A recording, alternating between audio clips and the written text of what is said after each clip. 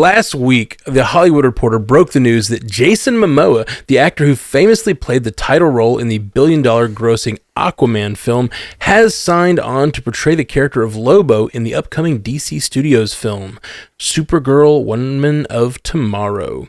I almost said Supergirl, Wonder Woman of Tomorrow. I don't know. That's a choice. They really should stick to the source material. That's just weird. All right. Woman of Tomorrow. Momoa, no stranger to Warner Brothers or DC, has long been campaigning for the role of the intergalactic biker bounty hunter who first debuted in comics in 1983.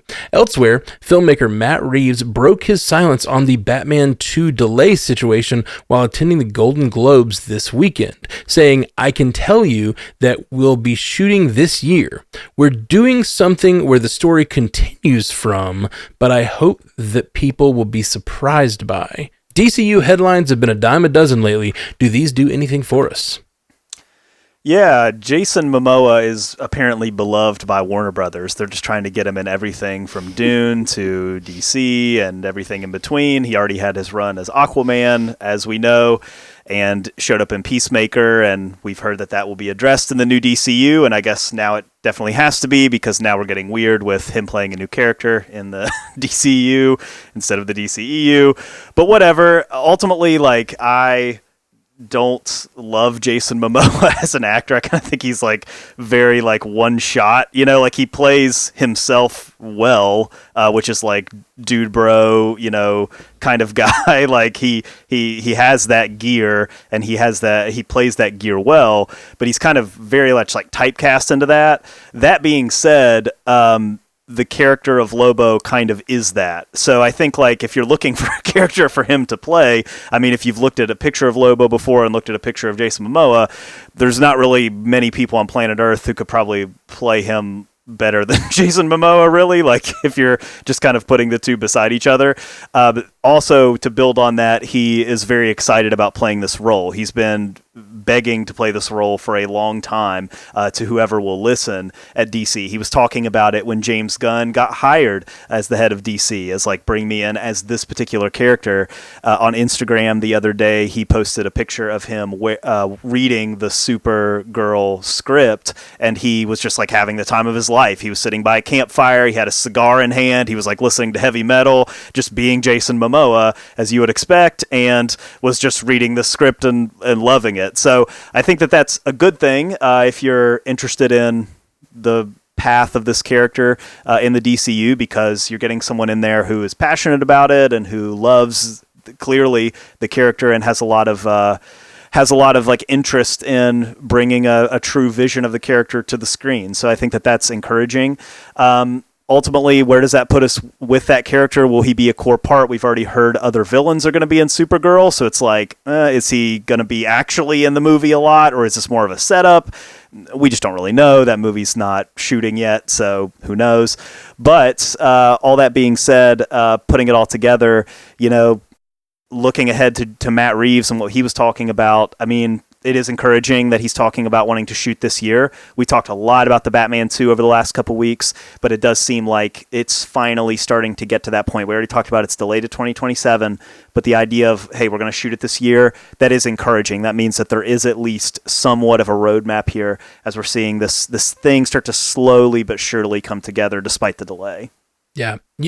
You really said, I mirror your thoughts exactly about the Lobo situation. I think that it's weird to have him come in as a completely different character in the DC universe. It just I think it adds to some of the confusion, but I think that he was always meant to play Lobo. This is his character. That I think that his take on Aquaman felt very divergent from every Aquaman I've ever seen, and I think it worked. I think it worked really well because I think that character kind of needed a refresh. It makes me wonder what will happen to the DCU's Aquaman. Will that taste that he left on the character remain? A lot of times you get a new take on the character, and then that take kind of gets perpetuated onto the future versions, So I'm really curious how that will affect.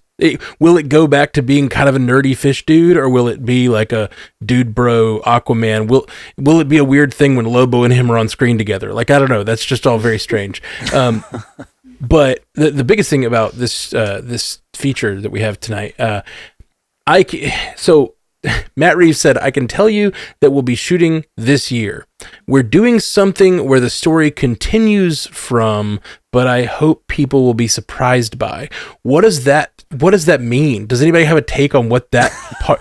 It's really grammatically incorrect. Yes, it is. Well, to give him a little credit, like he was kind of ambushed. He was just on the red carpet. A guy named Josh Horowitz just came up and put a microphone in his face. So what's going on with Batman 2?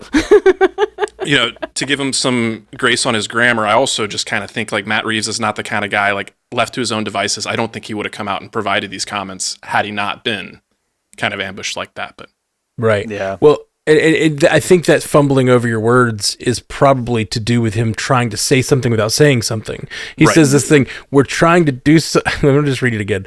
We're doing something where the story comes from, but I hope people will be surprised by. Like, I know it's this is purely biased, but like last week I talked a lot about how the Batman 2 needs to have a series that it jumps off of right before it.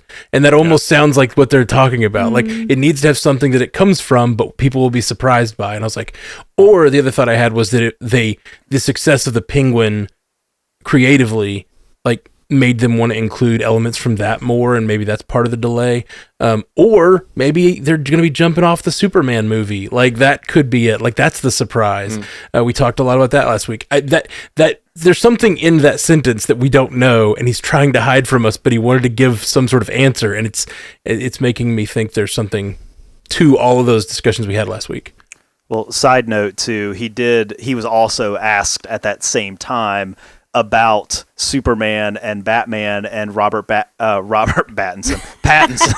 Batman merging into the DCU, and he did not just say no, that's not happening. He was like, well, I mean, we'll just have to see. It would have to make sense. We'll just have to kind of see how that goes. And of course, the internet ran with that of like, oh, they're gonna do it. It kind of like he didn't say no. So yeah, it's like you said, Scotty. I think he was very much probably taken aback by the Batman 2 questions when he's not really there for the Batman 2 to answer questions. Gotta be prepared, my people. And then all of a sudden now it's out there. So it's fine. I mean, I think it all lines up, I think, to what James Gunn has said and Warner Brothers has said. I think it's fine. But yeah, you're right. It's sometimes these things can spiral a little bit.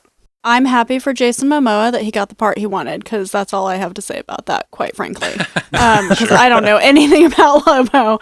And I do agree with you, Jay, that I think it'll be a bit part, because I'm pretty sure they start filming very soon. So to be cast that late, that's either a cameo or just a little bit role. So, whatever. Good for him. Yay. Feels like the kind of villain they could have Supergirl fight early in the movie and then move on to the main villain, Well, and like how we saw in the Superman trailer, all those villains are seeming to be villains coming from the sky, whatever.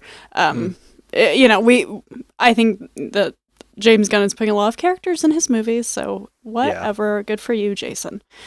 I think the Batman 2 comments are, like I said, he should have been prepared to be on a red carpet with this stuff circling the zeitgeist. I mean, no shade. Like, somebody should have prepared him for that, though. Yeah. I don't think that's his fault necessarily, but somebody should have been like, in case anybody asks. But we know how James Gunn flies by the seat of his pants sometimes with his social media, so maybe that's not a big deal over Warner Brothers. I don't know. They need a handler. They need a handler so that you're not caught unaware, because like you said, people run with this stuff. Well, he didn't say no, so it's going to happen. It's like, well, if you have somebody handling your PR better than that and preparing your creatives, this stuff doesn't happen as much. It still happens, of course, but it seems like they need a little guidance. For sure. I'm going to start by honing in on Matt Reeves' comments on the future of the Batman as well. And we've talked a lot about how James Gunn and Matt Reeves have seemingly had this will they, won't they, not just in terms of whether or not Pattinson is going to be in the DCU, but just what the holdup on the sequel to the Batman is. And Jay, to your point, I have to imagine coming off the success of the Penguin, if Kristen Miliotti's Sophia was not included in that script, that was one of the mandates he probably got from up top. But the other thing that we've talked a lot about as James Gunn has stepped into this role and had so many comments, it's like, is a creative the right guy for this? He's got his partner Peter Safran, but it feels like that guy never gets an opportunity to say anything. It's James Gunn running the show here. But one of his earliest comments he said is that they were going to be a filmmaker-driven studio. So, I know people take issues with the delay to 2027, but I think this is a credit to James Gunn. It's like he's going to give Matt Reeves the time he needs to make the film that he wants to. And as much as I love Marvel, I think Marvel can look to their competition and take an example from that. Like they're kind of on an assembly line sometimes, and like that crunch and that pressure on the visual effects artists and everything like that, it's come out more and more. So DC clearly doesn't do everything right, but they do some things right, and I think this is an example to look at there. As far as Lobo goes, I'm not going to pretend like I have some intimate familiarity with the character, but it just makes a lot of sense to me. I think in James Gunn's world that he's established here, we already know like characters like Metamorpho. You've got Nathan Fillion's Guy Gardner popping up, just like, these zany kind of otherworldly characters. So it makes sense. And Matt, you mentioned Momoa's version of Aquaman being so anachronistic to the Snyderverse, and I do agree, but he is pretty much perfect for Lobo. And I do think, for casual audience, we will have the benefit that's a character that's probably going to be under at least a little bit of like makeup and stuff like that. So his appearance will be slightly altered. But I do hone in on the fact that he's a bounty hunter, and it does sound like it's going to be a bit role, maybe like a single scene or like a 10-minute sequence or something like that. But just what we've heard about this version of Supergirl sounds like it's going to be a harder edge version of the character, and she may have a checkered past. And the fact that he's a bounty hunter, there may be a reason that he's hunting her. So I think that could be pretty cool. Yeah, James Gunn, he does kind of reward people sometimes. Like you can kind of see this in his films. He'll have somebody, they'll play a role, and then he'll bring them into another role next time he does a film. Like you see the same people pop up a lot. And I think there's a connection here. Like whenever James Gunn did Peacemaker, at the end of Peacemaker, he wanted a Justice League appearance at the end. He got a Justice League appearance, but who were the only two people that showed up? Jason Momoa and Ezra Miller. That was it, right? All the rest were black and silhouettes and kind of in the background. And I think there's a little bit of like, hey, you helped me out. You showed up in my thing. You did the joke as Aquaman.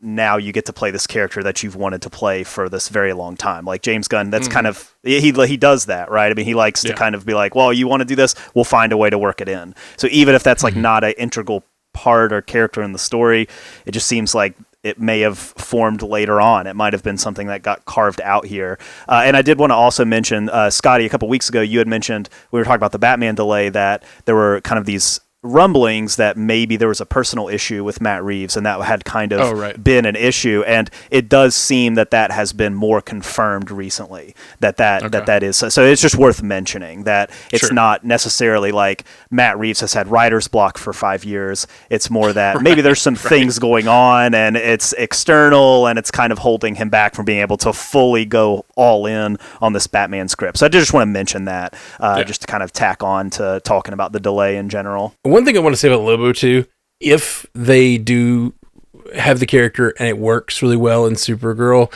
I think that is a made for Gunn movie. Like that, that sort of that character of Lobo. He's such a just kind of dirt bag who doesn't really have a big heart, but he's very much an anti-hero sort of character in some of the roles that they have him in the comics and stuff.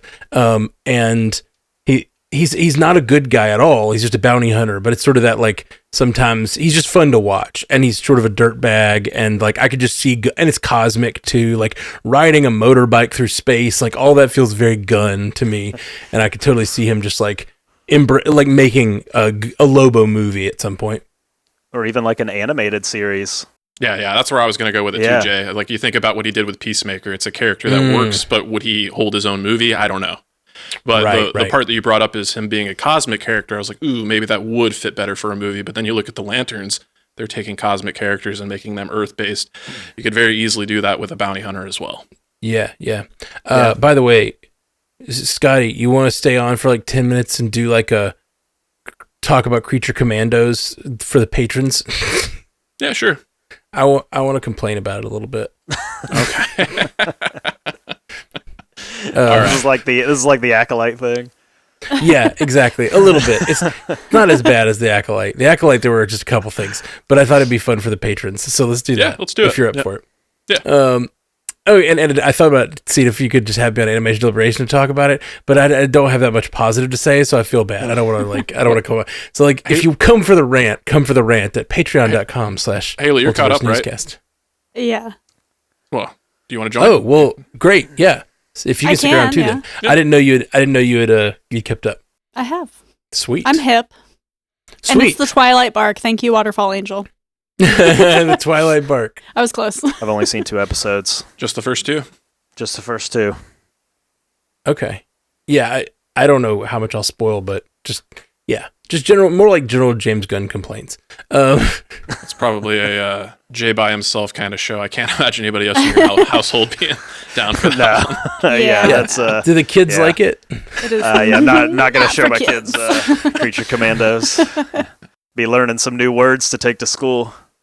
New words, corrupt all new their actions. classmates. Yeah, phosphorus. That's like how many syllables? You just watched a clip from Multiverse News. If you liked it, go to our channel. We got a whole episode that it comes from. So go check that out and hit the like and subscribe. And we got lots of clips you'll enjoy, but also full hour-long episodes of Multiverse News with lots of things that don't even make it to clips. So check us out. You stay clippy.